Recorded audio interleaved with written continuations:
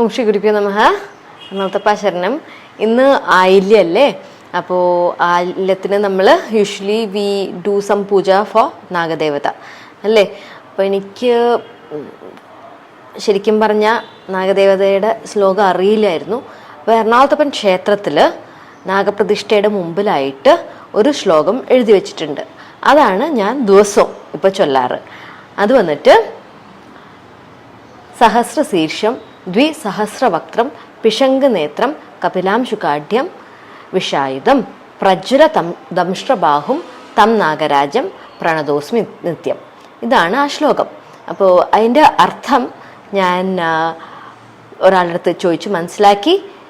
It means the one with 1000 heads, 2000 നാക്ക് എന്ന് വെച്ചാൽ സ്നേക്കിൻ്റെ നാക്ക് ഇങ്ങനെ സ്പ്ലിറ്റ് ആയിട്ടല്ലേ ഇരിക്കുന്നത്. അത് കാരണം കൊണ്ട് 2000 ടങ്.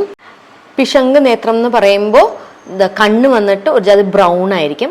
കപിലാം ശുഖാട്യം, കപിലാം എന്ന് പറയുമ്പോൾ മങ്കി ഇല്ലേ, മങ്കിയുടെ കളറാണ് ഉദ്ദേശിക്കുന്നത്. ശുഖാട്യം എന്ന് പറയുമ്പോൾ the one who ബെസ്റ്റോസ് happiness. ശുഖാട്യം, കപിലാം ശുഖാട്യം.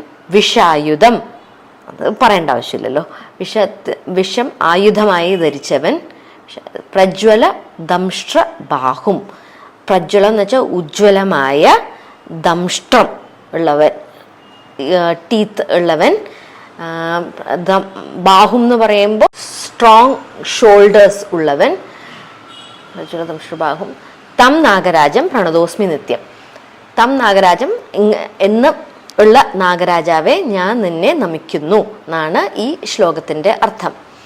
So that is, ഇത് കഴിഞ്ഞിട്ട് ഇത് വന്നിട്ട് ബിഗിനിങ് ആണെന്ന്. ഇത് കഴിഞ്ഞിട്ട് ഒരു നവനാഗസ്തുതി ഉണ്ടെന്ന് അതുകൂടി ആൾക്കാർ പറയാറുണ്ട് എന്ന് പറഞ്ഞു എൻ്റെ അടുത്ത്. ബട്ട് സാഡ്ലി എനിക്ക് ആ ശ്ലോകം അറിയില്ല. എന്തായാലും ഞാൻ നവനാഗ ശ്ലോകം എഴുതിയെടുത്തിട്ടുണ്ട്. അത് ഞാൻ ഡിസ്ക്രിപ്ഷനിൽ എഴുതിയിടാം.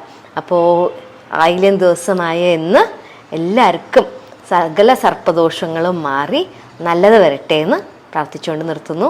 ഓം ശ്രീ ഗുരുഭ്യോ നമഃ. എറണാകുളത്തപ്പ ശരണം.